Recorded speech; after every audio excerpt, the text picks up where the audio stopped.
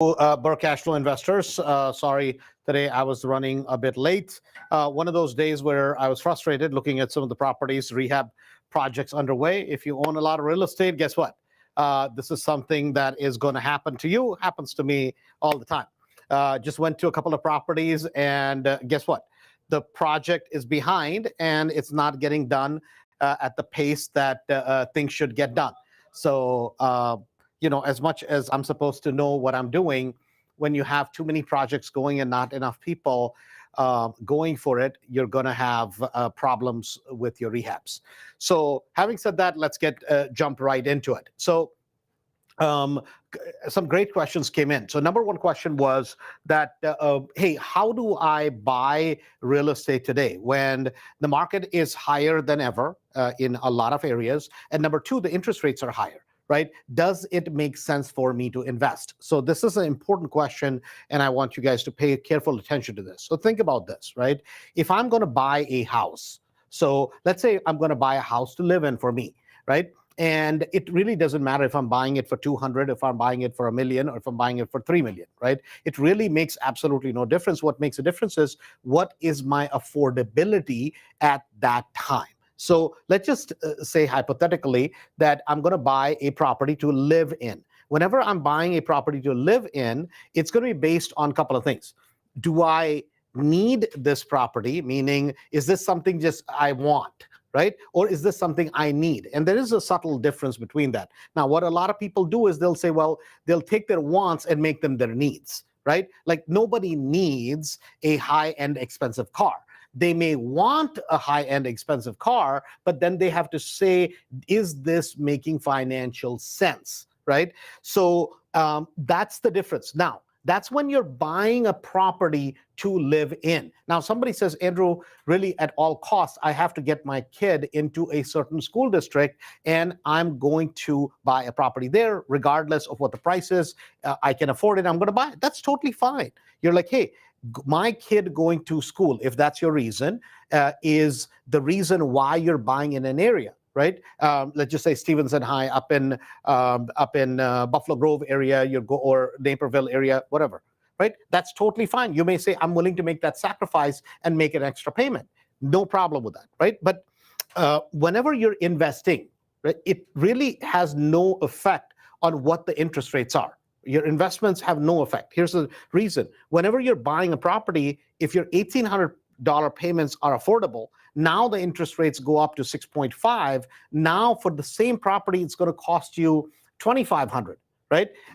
It's going to cost you $2,500 on the same property. Your payments on that are going to be about $500 to $600 higher. And if you're okay with that financially, there's nothing wrong buying the property. Now, some people may say, well, but at the higher payment, I'm not going to qualify, right? So then I can't buy the house that I want to live in, right? So that's going to be a decision that you're going to have to make. But when you're investing, if the interest rate is low, you have to invest. If the interest rate is high, you have to invest. Why?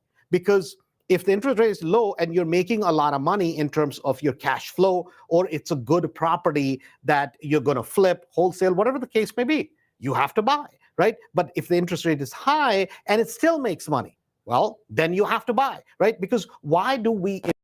What's the point of investing? Investing meaning, does it make money? Does it make cash flow? Does it have equity? Is the DCR right? Or am I going to make a profit on a flip? So it has really nothing to do with interest rates. A lot of times people confuse interest rates versus investing. Investing is simply you put $1 in, you get $1.35 out, right? Or you put $1 in, you get $2 out. As long as I'm making a profit and it's a profit that is acceptable for me, guess what? I'm going to continue to buy. It has nothing to do with interest rates. Why? Because my margins are still the same, if not better, because I'm still finding great deals. So please don't confuse interest rates with whether you should be investing. You're always supposed to be investing regardless of the rate. The question is not whether you should be investing. The question is the deal that you're buying good enough? Right? If the deal is good enough to buy, then you should be still investing. If I'm buying a personal residence, like I don't know what 6 months ago, 8 months ago, something got into me, and I was like, well, maybe I should buy a big house, right? I really have never had a desire. One day, I don't know why, I was like, well, I should go buy a big house, right? And I find a property, I don't know, 2.8 million or whatever it was, and then I'm like, do I really want to allocate? Because even for me, I'm going to have to allocate that much money aside. So if last year, let's say I put 20% down, right? And this was not a property that was a fixer-upper type of property, because the location I have that I want to buy is about a mile square from the office. I'm not willing to buy something that is farther away from the office. I'm just not. It doesn't suit my lifestyle. If it's a nice, beautiful house, I'm still going to let it go. So I have a very limited geography. And what I realized was, instead of my payments being $10,000, $12,000, they're going to be maybe $16,000, $17,000, $18,000, whatever the delta was between the rates where they were versus there today. So I said, well, can I afford the higher rates? Yes, I can afford the higher rates. But do I want to? Right? Just for me, for one single person, do I need a 5,000 square foot house? Is that something priority on my list? I said no. But guess what? At the same time, have I invest 100%? Why? Because the interest rates have no effect on me investing. If the properties are going to make money, I'm going to continue to invest. The day they don't make money, that day I'm going to say, no, I'm not going to invest. I need to buy the properties cheaper so that they make money. So this is one of those things that I know a lot of people struggle with. They're like, well, if the interest rates are up, should I be investing? You have to invest as long as the deals make sense and you're going to make money. So the next question was, how about, so somebody's buying a property for a flip, right? And this is a property that they're buying up in one of the Lake Barrington areas. And they're like, Andrew, what do you think I should do? So they sent me the property. They sent me the price that they're going to buy the property for. And I told them no. And this person did not like my answer. And they're like, well, you're saying I shouldn't be investing. I'm like, no, this property is not an investment. Not by my standards. I think this property is a property that you fell in love with. So if you're saying that I want to do this rehab as a flip, as a hobby, then you go ahead, right? But if you're going to ask me, is it an investment? I don't feel it's a good investment. So let me give you some numbers. So this is a property that is about a 4,800 square foot house. This person is buying this property for $636. $636 is their buy price on this particular property, right? And then they sent me a budget on the property, and they're like, I think I can get this particular property finished for $80,000. And they can put the property back on the market for about a 900,000, 950,000 is what they think they can put the property on the market. They're like, Andrew, you've always said going into the fall season, winter season is a great time to buy. I'm like, I agree with you. But I'm like, my problem is this, that the 950 that you think you're going to sell the property for in February, or whenever you're going to sell the property, February, March next year, right? And you're buying the property for 636 today. The problem is not that the property is an excellent property. I do believe it will sell for 950,000. If not, it may even sell for $1.1 million. I believe that it will sell for that. The problem is this: the budget that they have of $80,000 is, I think, a ridiculous budget. Because to rehab a property that is almost 4,500 square foot plus on and on and on, because there's quite a bit of acreage with this particular property, I just don't think it's going to happen. That they're like, well, but we still want to do it. I'm like, well, if you still want to do something, then that's perfectly fine, right? There's nobody can stop you from doing it, but just please understand, it is not an investment. You're doing it for hobby. It's like me owning an airplane and me flying from here to Florida on an airplane, right? On my own airplane. It gives me pure joy. I justify it as a business reason behind it. But if it costs me every hour that I'm flying, it costs me about $1,500, $1,700 an hour.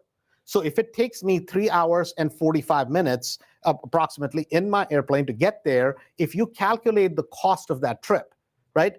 One way, I could buy 5 or 6 first-class tickets for the cost of that same thing. Now, the only way it makes sense on paper is if I have 5, 6 people and we're going there, even though I go there for business every time. So business wise, I justify the cost. But if you said, hey, Andrew, this is a good investment, it is not a good investment at all by any means. Now, is there a price you can put on joy? No. So then every year I'm spending close to $250,000 for the price of joy for me. But that is not a good investment. For this person, I told them, I'm like, I don't believe you should be buying this property, because by the time you're said and done, you're going to be buying it for 636. You're going to be doing a minimum of $200,000 work in the property. So 636 plus 200,000, that's at $836,000. On top of that, by the time you calculate the cost, because this person cannot afford to buy the property for cash, right? Neither should they, because they're going to just tie up too much money. I'm like, your cost of capital is going to cost you about 1% almost, not quite, but about almost 1% a month. And I'm like, listen, you've never done a big rehab before. You own 4 rental properties. That's all they own.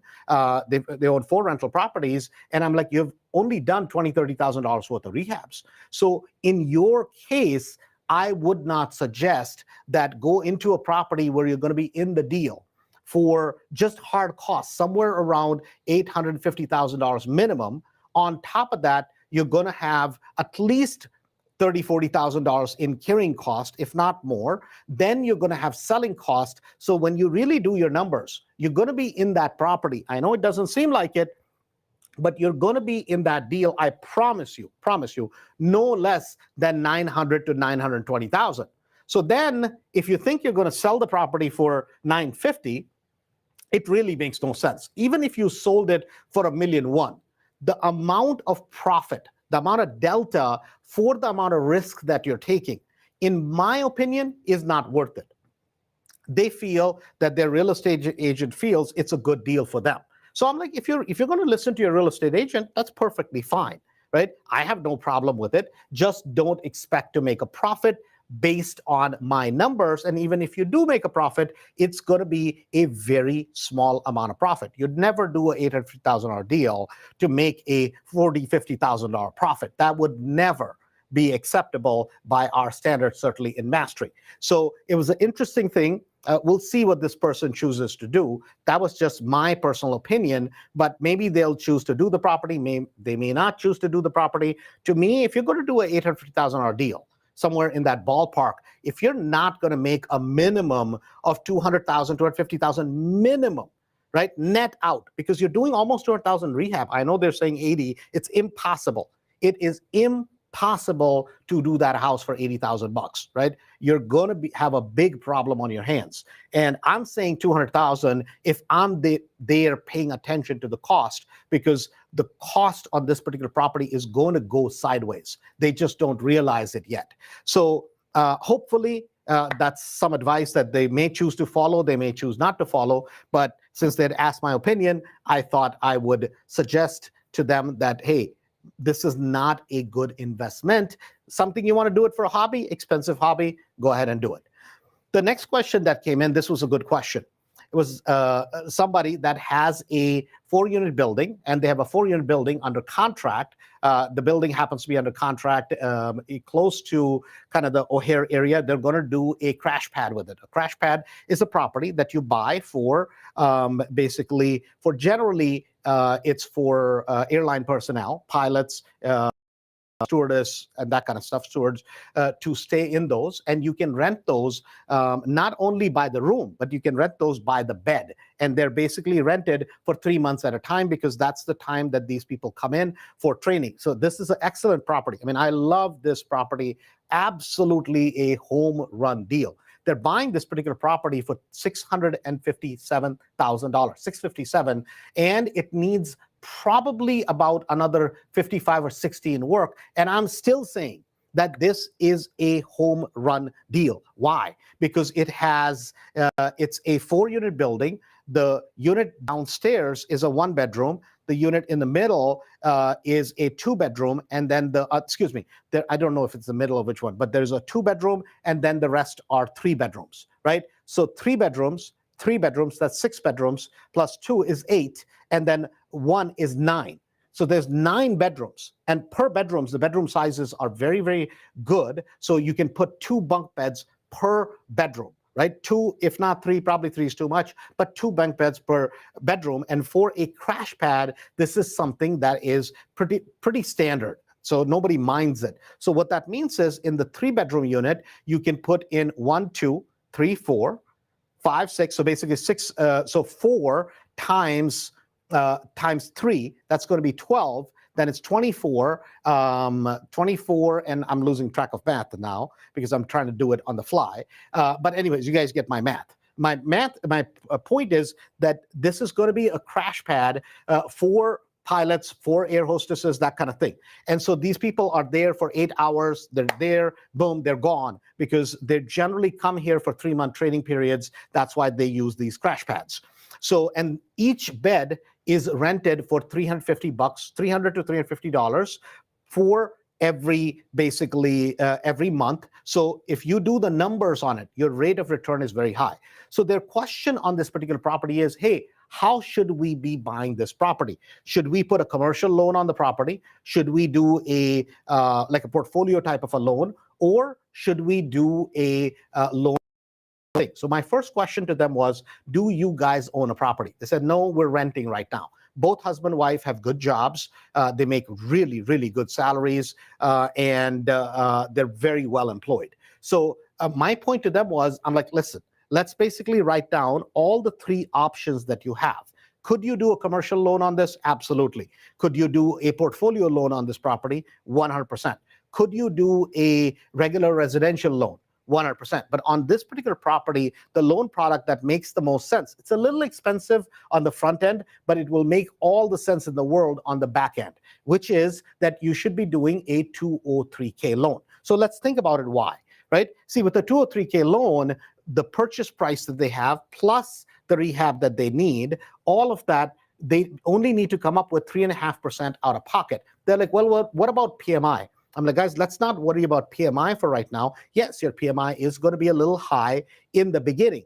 But then once your rehab is done, based on the cash flow, you'll be able to, again, refinance the property out, pay off your PMI, and you don't have to worry about it. You just wait 6 months and get it done. So they're going to buy this particular property. So their question was, does it make sense for us to do a residential? Does it make sense portfolio, or does it make sense to go to commercial loan? So I said, actually, neither 3 of those make sense. The loan that makes sense is you do a 203K loan with it, which is a residential loan, 3.5% down. Will ask the seller to give you a credit back because you're paying full price for the property, and that is a difficult property for the seller to sell because the price kind of he was asking was little bit, not a whole lot higher, but a little bit higher than what basically the market demanded in today's market, especially with the higher interest rates. And so I said, if the seller is willing to give you a credit back, and the seller gave them almost a 4.5% credit back at the time of sale so that they could use it, part of it towards their down payment, part of it towards their closing costs, part of it towards their other costs. So they're literally buying this particular property, and when it's all said and done, they're going to have to come up with about $9,000. That's it.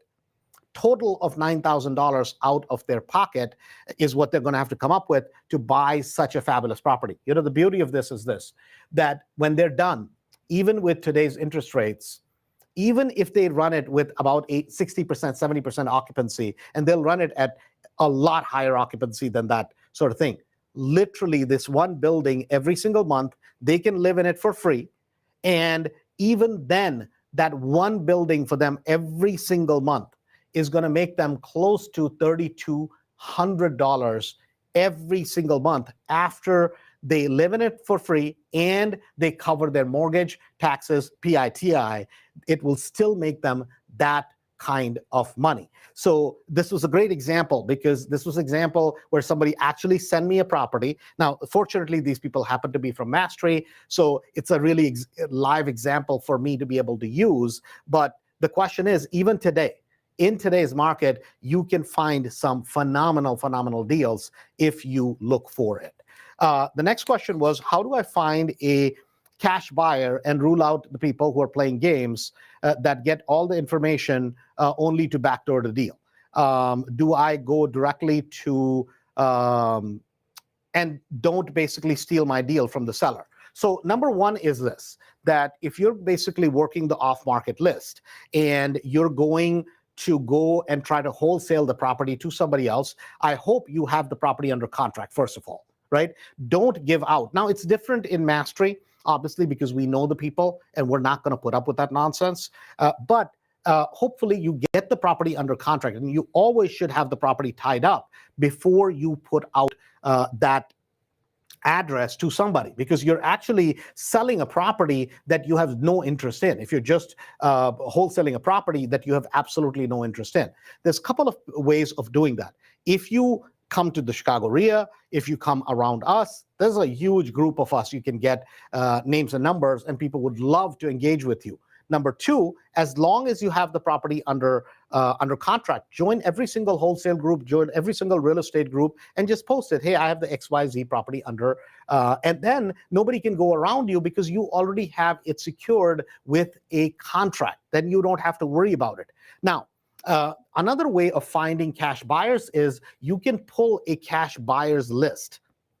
Right? You can get a cash buyers list and you can pull that online so that you will have the list of all the people that bought properties for cash within any area. PropStream allows you to do that. There's a bunch of software where you can buy by the zip code, you can buy by the town, and you know who bought cash properties in the last 6 months, in the last, or who bought a bunch of investment properties. I would not just look at cash buyers. I would also look at investors that are buying properties in LLCs. So I would do a search, and especially if somebody bought, if you see Pinnacle come up, if you see, one of my 257 companies come up, right? We're buying multiple locations in the same town. That means there are legitimate cash buyers. But always, don't ever give out the property address to people, especially people you don't know. If it's somebody really close that you have a trust with, if it's somebody from Mastery that we know, then it's easy for us to track that.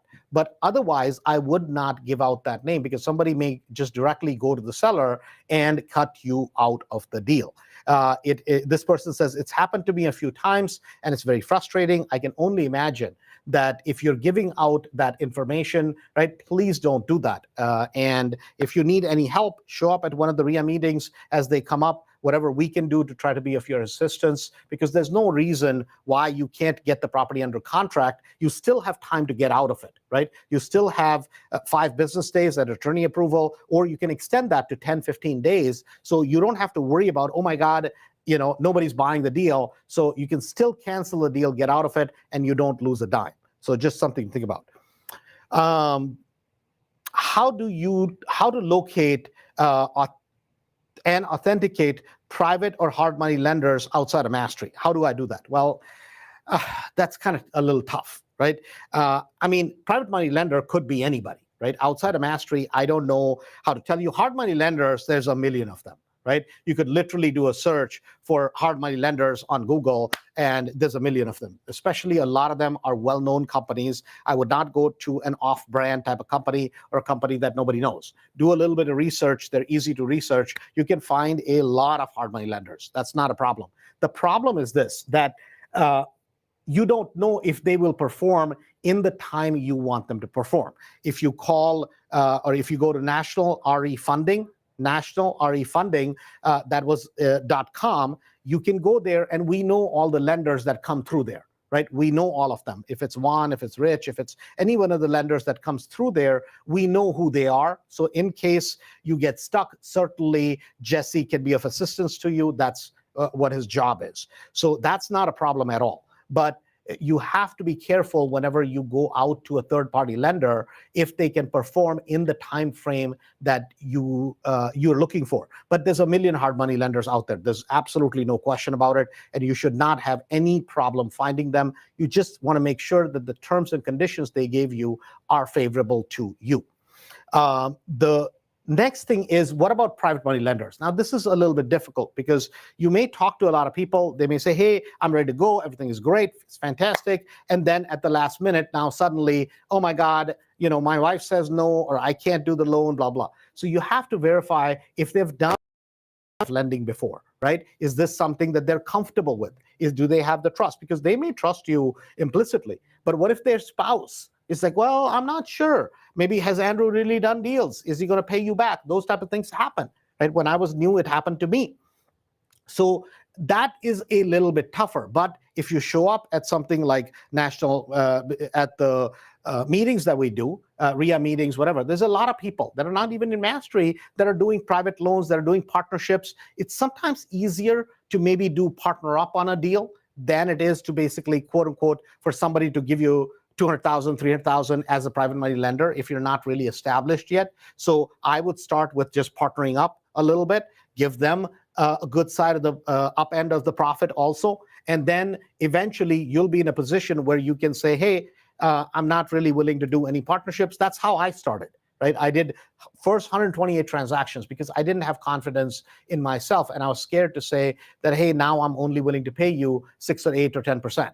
Right? But it took me a while to be able to build up that confidence. It shouldn't take you that long because obviously if you listen to all of these, if you come to the RIA meetings, once you have some track record, it becomes much, much easier and people are willing to partner with you and or do that. The next question was, this is the last question, and that is new to LLC. What do I need to know as a beginner? How to operate a LLC bank account? So this is a broad question. So number one is generally, this is generally, so don't take it specifically, but generally, you should be having a LLC where you do most of your flips in, or you do your rentals. We tend to do 5 rentals per LLC. Now, some accountants will say, well, you should have 1 rental for every LLC. It's just not efficient in terms of taxes, the amount of money you're going to pay to do the taxes, all that, to do only 1 property per LLC. Hence, we do 5 properties per, 5 properties per LLC. After that, we basically just keep it for long-term rental. Same thing with Airbnbs. I tend to do about 5, sometimes it's 6, but generally it's going to be about 5 per deal. Flips, I tend to do in a completely different LLC because those are transactions in and out. You buy them, rehab them, put them back on the market, they're gone. Same thing for wholesales, right? So the biggest thing to know is this, that anytime when you start a LLC, if you're going to put some money in, because the LLC is not going to have any money, it's a loan. Andrew Holmes makes a loan to the LLC. So let's just say I'll use one of mine. It's Pinnacle Properties Chicago LLC, right? So that happens to be one of my LLCs. So to fund the LLC, initially, if I make a deposit of $50,000, I'm going to write a check, $50,000. It's going to say a loan to blah, blah, blah LLC, and that's it. I'm going to put the money in. At that point, I can conduct my business however I want, as long as I don't use that LLC as my personal piggy bank, meaning that you can't just go and take out money from that LLC whenever you want. Now, it's your LLC. You have a profit. You can go ahead and write a check to you from that LLC. Nothing wrong with it. But the proper way of doing it would be is that, hey, you had given a loan, then you get a check out of that because you own that, and that's perfectly fine. But just as long as you don't go in and fiddle money back and forth. Anytime you're putting money into the LLC, it's a loan. Anytime you're taking money out, it's either you're basically taking a profit out of it, or it may be a loan payback, or it may be returns that are being paid back to you by the LLC. Either one is fine. And an LLC is very easy to operate. There's nothing to it as long as you just keep track of the money and don't use it for your personal expenses. That's the only thing. You can take the money out and then use the money, but you can't go and start writing checks for your personal expenses. Business expenses that are totally justifiable, 100% okay. There's no problem with that. The other issue you have to think about is whenever you open a separate bank account, right? Always operate the bank account as you would a business that you work for. As long as you do that and you have legit business expenses, right? It's perfectly fine. There's absolutely no problem. So if something at tomorrow you have an audit and you can justify it as a legit business expense, that is absolutely not a problem. Same thing, if you're going to partner with somebody with that LLC, they don't both have to be on that LLC. If let's say you're going to do a flip through the LLC, you buy the property in the LLC, you contribute money. Let's say you have a partner, they can contribute money, and you can have a partnership agreement 2, 3, 4 flips, we always suggest you only do a partnership agreement. So let's say your LLC is called Grow Capital LLC, right? So Grow Capital LLC does a partnership with either their LLC or with Tom Jones, whoever the person is. And then the two people have a partnership agreement rather than Tom Jones and you. There are two new people, or there are people that really don't have a history with each other, right? Go in and become a part of the same LLC. I would not do that. I would basically partner with them with a contract. And then if you don't, for some reason, if there's an issue of trust, you can always record at the courthouse with the property, on the property. That way nobody can sell the property, nobody can do anything with it without the consent of both the parties involved in the deal.